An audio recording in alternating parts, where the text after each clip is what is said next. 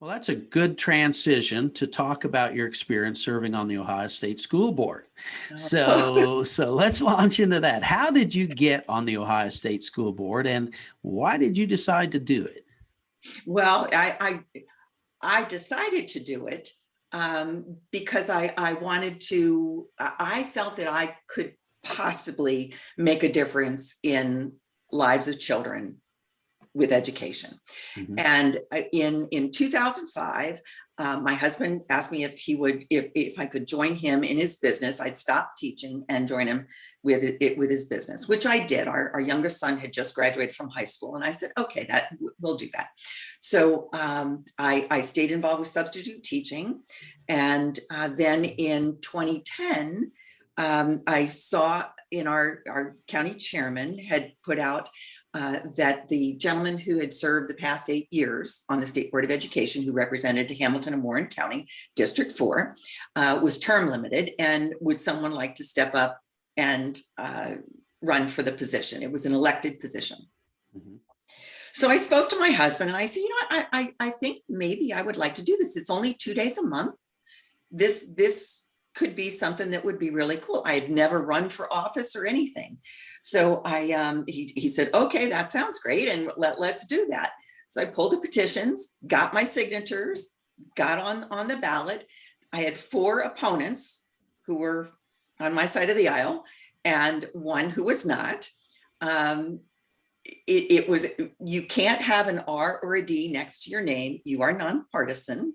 Yep. So it ended up that election night, I won by 4,000 votes out of 1.2 million people in the district. So mm-hmm. it was rather close, but I won the seat, and mm-hmm. It was fascinating. So normally when you go on to the State Board of Education, you go in and you take your seat and you listen to all the people who've been there before, and you make decisions, and that's great. Well, 10 days before I took the oath of office, I got a call from the governor's office.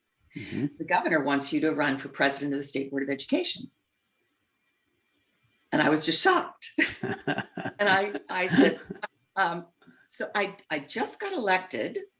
Who in their right mind goes on to a 19-member board and on the first day walks in and says, oh, by the way, I'm running for president? Yeah. And they said, you do. And I said, well, I got my husband I want to talk to about this. Uh-huh. So we discussed it, and he said, look, you wanted to go to Columbus to make a difference in the lives of kids. Here's your chance. Either do it or not. And I said, okay. So I did. First day, walked in and said, I'm running for president. And we had a vote. I did not win that. My vice president did. But it ended up that by March, I was elected president of the board. What happened was there was a secret ballot in January, and that's against the law, the sunshine laws. Mm-hmm. So we ended up having to defer all of our February meeting, and then it went into March. Mm-hmm. So in March, I was elected president of the board.